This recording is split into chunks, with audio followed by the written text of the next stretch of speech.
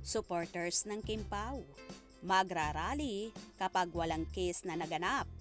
Garlic at Direk Chad, kinalampag. I'm overheated, can hardly sleep at night, doing crazy dreaming. You're the reason why. Hiding by the baby. Grabe na talaga ang Kim Pao supporters na talagang nabibitin sa kanilang pinapanood sa seryeng What's Wrong with Secretary Kim na ipinapalabas sa Pew apps.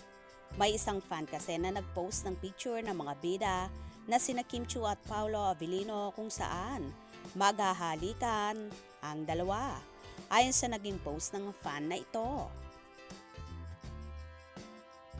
Kapag walang ganito mamayang hating gabi, magrarally kami sa harap ng bahay ni Miss Garlic at Direk Chad.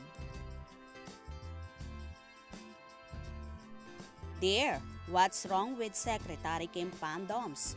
Watch out for the drop tonight on at View Philippines. You will not be disappointed. No need to find me and at Civio Vidanes.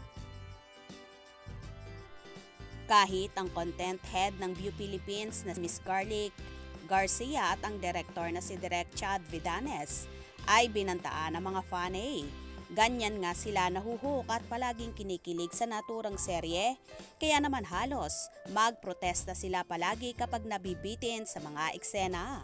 Marami nga ang nagrereklamo na nakukulangan sila sa episodes na ipinapalabas na kung susumahin ay parang 20 minutes lang ito.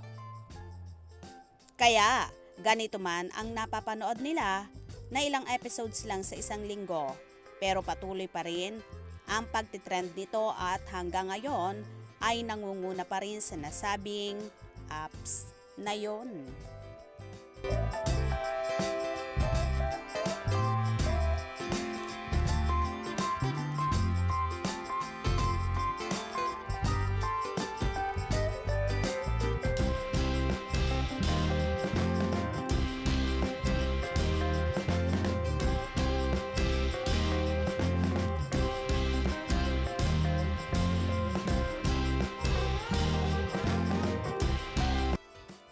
Ganito nga kainit at ka-in-demand ang Kim Pao ngayon kaya naman marami talaga ang nakikisakay na kahit ang ex-nobyo ni Kimi na si Sian Lim ay panay ang putak para mapansin ang kanyang movie na Playtime, Halika, Laro Tayo na malapit nang ipalabas.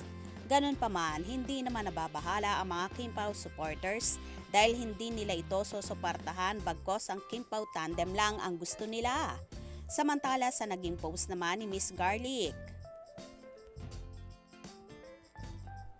BMC and Secretary Kim want to tell you that from the first kiss, it just gets better. Ito nga ang dahilan kung kaya lalong atat na atat mapanood ng tagahanga ni Kim at Paolo ang first kiss kung saan matutuloy na nga kaya bang talaga. Wow! Super nakakakilig talaga ang tagpong yon kung saan marami ang kinilig at natuwa na in love. Good job Kimi, Paolo, Miss Garlic at Direk Chad na ibigay nyo ang satisfaction ng mga viewers at mabuhay kayong lahat. O diba, ganyan nga, nababaliw ang mga supporters ng Kim Pao kapag sila ay nabibitin kaya naman kahit ang content head na si Miss Garlic Garcia at si Direk Chad Vidanes ay kinakalampag nila. Kaya naman tumutok at huwag na huwag pahuhuli sa mga maiinit na kaganapan. Anong inyong magiging reaksyon sa bidyong ito? Comment below.